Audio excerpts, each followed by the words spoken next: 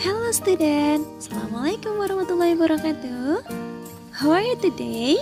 I hope all of you are in a good condition and ready to learn English together. Anak-anak, semoga anak-anak senantiasa dalam keadaan yang baik dan siap untuk belajar bahasa Inggris. Today we will learn about affirmative sentence atau kalimat berita. Silakan disimak dengan seksama ya.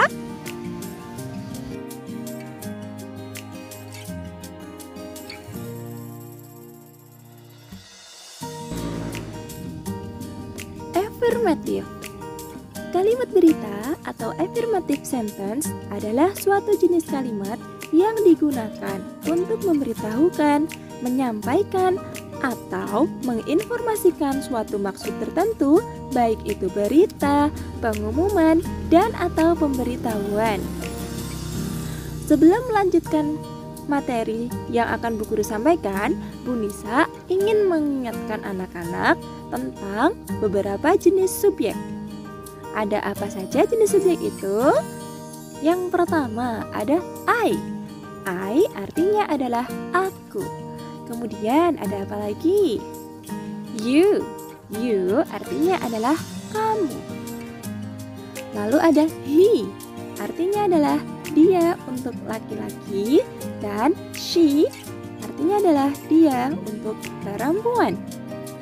Next ada it.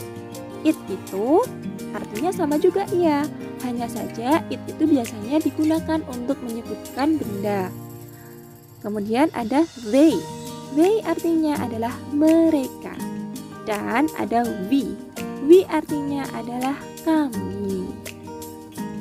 Lanjut, di sini Bu Guru akan menjelaskan beberapa jenis bentuk afirmatif atau kalimat berita. Yang pertama ada jenis positive sentence atau kalimat positif. Kemudian ada negative sentence atau kalimat negatif. Dan yang terakhir ada bentuk interrogative sentence atau kalimat tanya. Nah, apa yang dimaksud dengan kalimat positif itu? Jadi, kalimat positif ini memuat kejadian atau peristiwa yang sifatnya positif serta tidak mengandung kata pengingkaran atau penyangkalan. Contohnya bagaimana? Ya, di sini Bu Guru menyontohkan ada sebuah kalimat you are a student. Artinya adalah kamu adalah seorang siswa. Di situ tidak ada kata penyangkalannya, tidak ada kata tidak ataupun bukan. Next, ini adalah kata negatif, kalimat negatif. Kalimat negatif ini memuat kalimat penyangkalan suatu peristiwa, keadaan, dan atau perbuatan, mengandung makna bukan atau tidak. Di sini contohnya adalah you are not a student. Ada kata not ya. Artinya adalah kamu bukan seorang siswa. Nah, kata bukan ini adalah contoh dari penyangkalan yang dimaksudkan. Kemudian yang terakhir adalah bentuk kalimat tanya. Kalimat tanya ini memuat kalimat untuk menanyakan sesuatu. Seperti fungsinya ya. Contohnya di sini Bu Nisa membuat kalimat are you a student? Apakah kamu seorang siswa? Nah, itu Bu Guru bertanya. Lanjut, kita akan belajar bagaimana cara membuat kalimat positif, negatif, dan juga kalimat interrogatif. Ada susunannya, ada aturan susunannya. Kita perhatikan dan simak bersama-sama ya.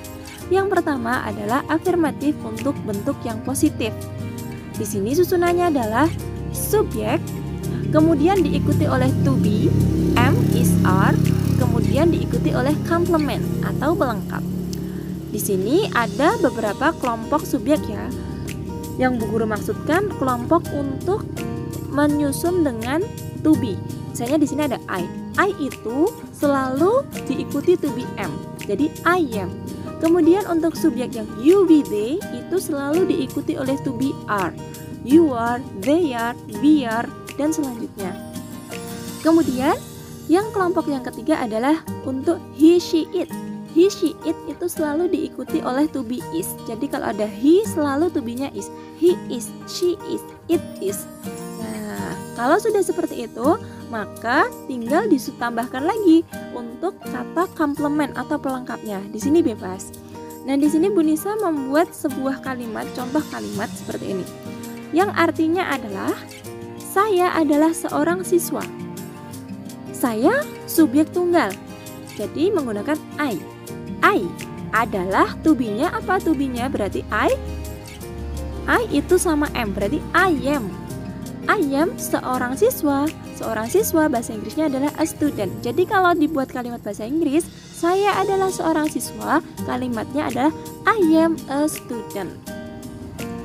Nah, selanjutnya next adalah afirmatif bentuk negatif atau negative form.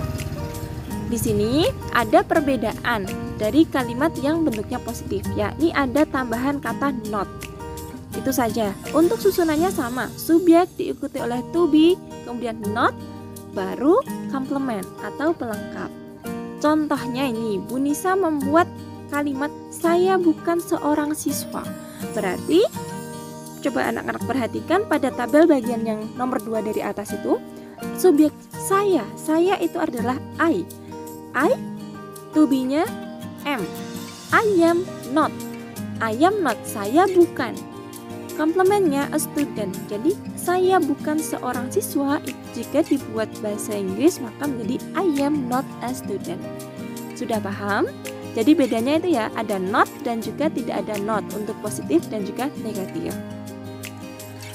Next, bentuk yang ketiga adalah bentuk affirmative interrogative form. Ini adalah untuk membuat kalimat tanya. Ada perbedaan dari bentuk positif dan negatif tadi. Jadi kalau membuat kalimat tanya itu, yang disusun pertama kali adalah to be-nya. To be-nya itu diletakkan di paling awal. Jadi am, are, is itu ditaruh di paling depan. Kemudian diikuti oleh subjek I, you, we, they, he, she, it. Baru diikuti oleh komplement atau pelengkap.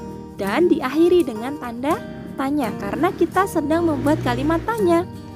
Kemudian di sini Bu Nisa membuat contoh bahwasanya apakah kamu seorang guru? Maka menggunakan yang mana? Kamu berarti subjeknya you. Maka kita menggunakan to be-nya yang are karena you itu pasangannya dengan to be are.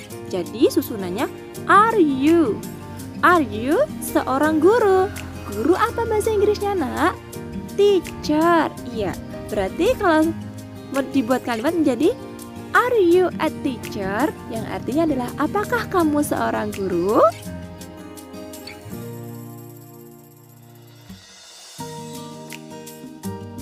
Nah, anak-anak, itu tadi adalah materi pembelajaran bahasa Inggris hari ini. Selamat belajar dan good luck. Thank you. Wassalamualaikum warahmatullahi wabarakatuh.